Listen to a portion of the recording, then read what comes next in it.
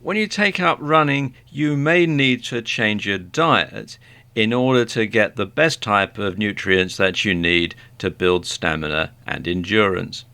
And I'm going to talk a bit about that in this video. Now, when you're running, you need to strike a balance between foods that are going to give you slow release energy for the long run and fast release energy for shorter sprints. So you'll want foods that are a variety of proteins, vitamins, carbohydrates and sugars.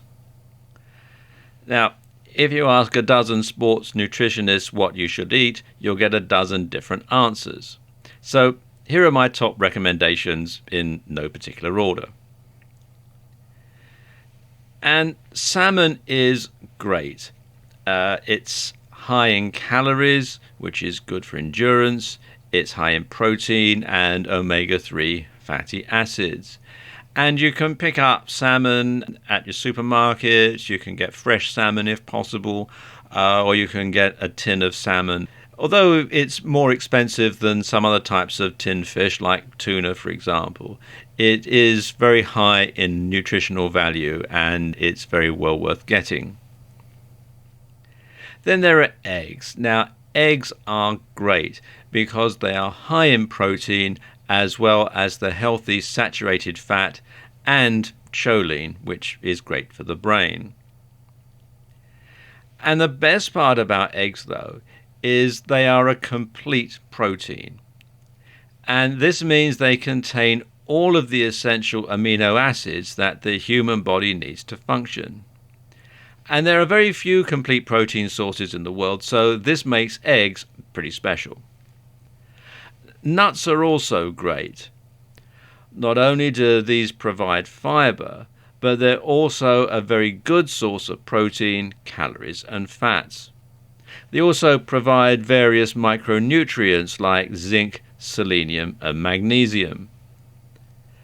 Then there's avocados, and they're very popular at the moment, owing to their delicious taste, their healthy fats, and their large range of other health benefits. Oats are great at adding more slow-release energy, and they'll help you to have more energy for longer runs. Sweet potatoes are a good source of carbohydrates. They're also nutritious and they're high in slow-release complex carbohydrates, so they can keep you fueled for the long run. And finally, there's chicken. And chicken is a very lean protein source, and it doesn't come with any significant downsides. Best to eat it roasted like you see in the picture here, rather than deep fried, because that can contain a lot of unsaturated fats. But if you slow roast it like this, or you have it as part of a chicken stock or chicken soup, it's very, very nutritious indeed. Now, whatever you decide to go for, remember to eat all food groups in moderation. You don't want to have an overabundance of carbs or protein, for example. You also need to take your own metabolism into account. Some people process different foods at different rates.